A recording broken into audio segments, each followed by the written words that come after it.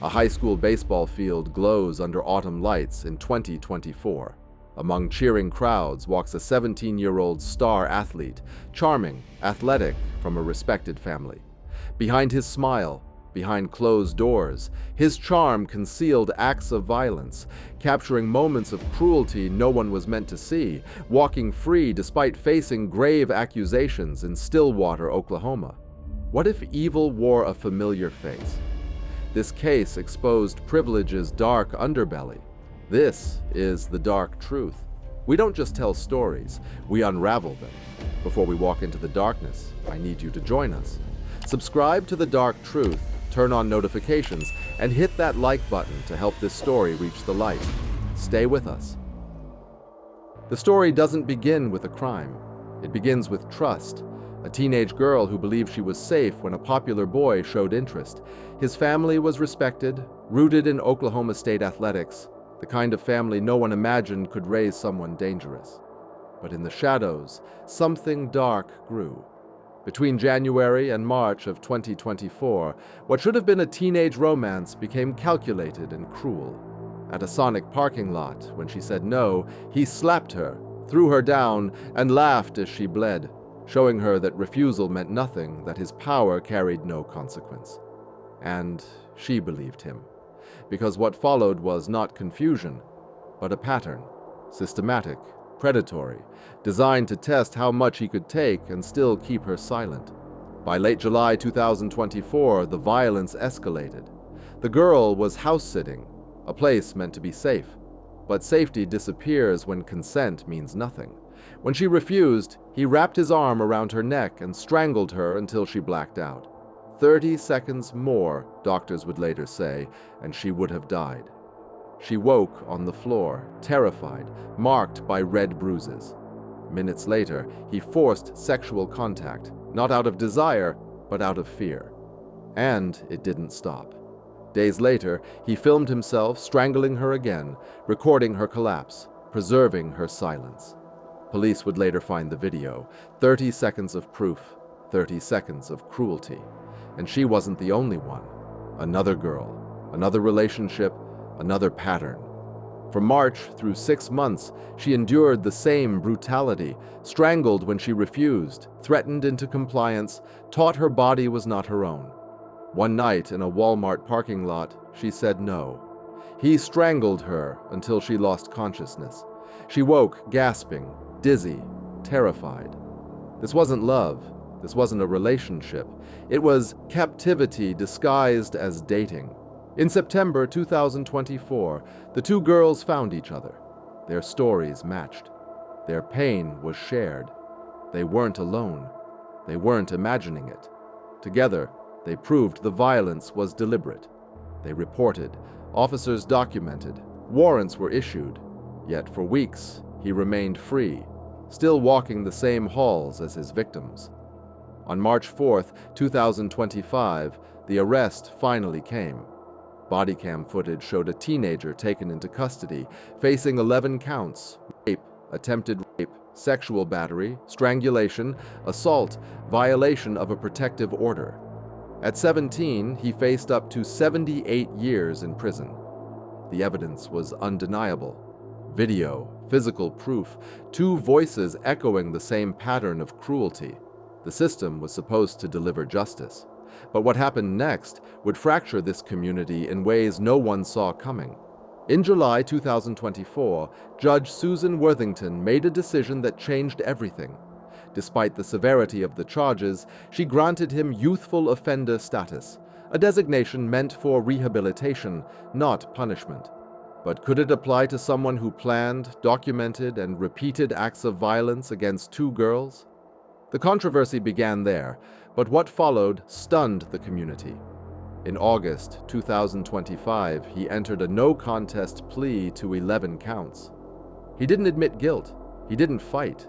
He accepted punishment without remorse, without apology, without ever saying sorry.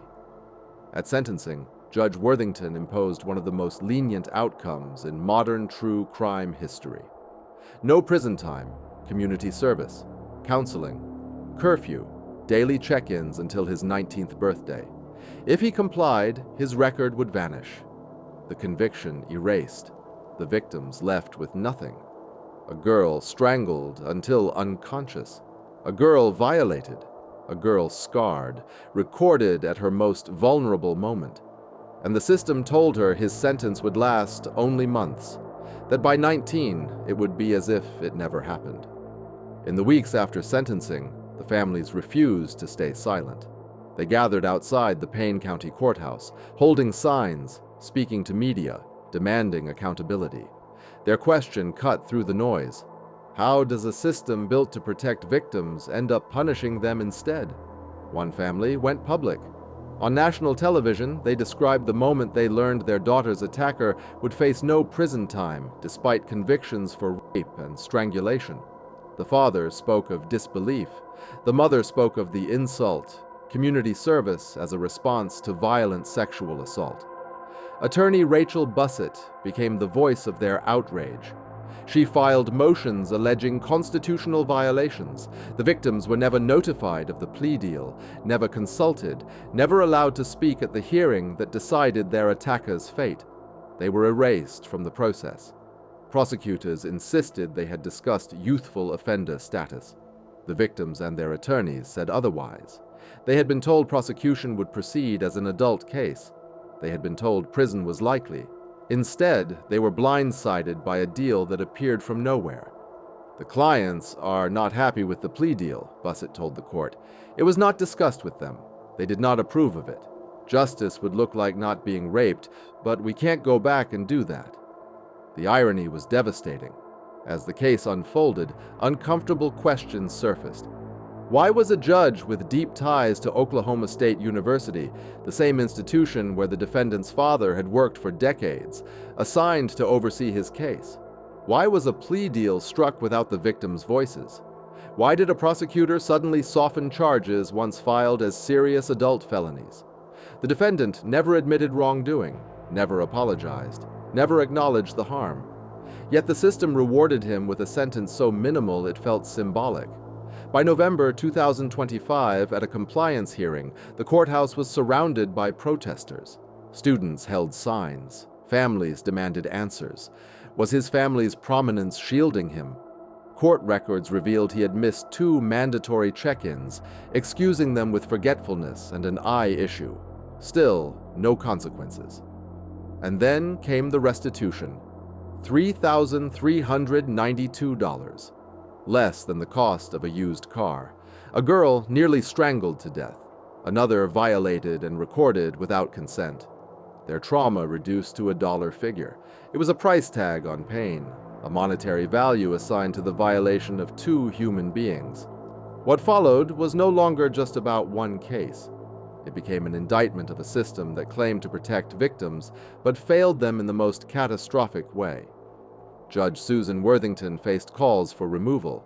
State representatives demanded investigations. Advocates warned that youthful offender status, meant for rehabilitation, had been twisted into a shield, minimizing the gravity of violent sexual assault. Meanwhile, the defendant carried on, still enrolled at the same high school, now virtually, attending counseling, completing community service, checking in when he remembered. The victims were left to rebuild their lives, knowing their attacker faced almost no real consequence. One wrote, "He didn't just strangle me with your hands, he strangled my voice, my joy, my ability to feel safe in my own body." She was barely 17, still becoming who she was meant to be. And every institution, school, community, justice, had let her down. In the wake of public outrage, their attorney filed a motion under Marsys law, alleging their rights had been violated, canceled hearings, delays without input, a plea deal granted without their voices. Someone once said, "When your illegal marketing campaign causes a national crisis, you should not get to keep most of the money."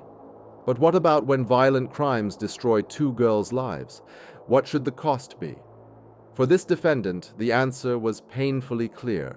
Almost nothing. As this script is written, the case remains unsettled. Appeals are pending. Questions about the constitutionality of the plea deal linger.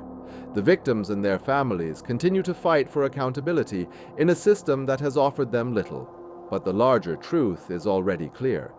This case has revealed how, even in 2024, in a society that claims to believe victims, justice can be delayed, manipulated, and weaponized against those it was meant to protect.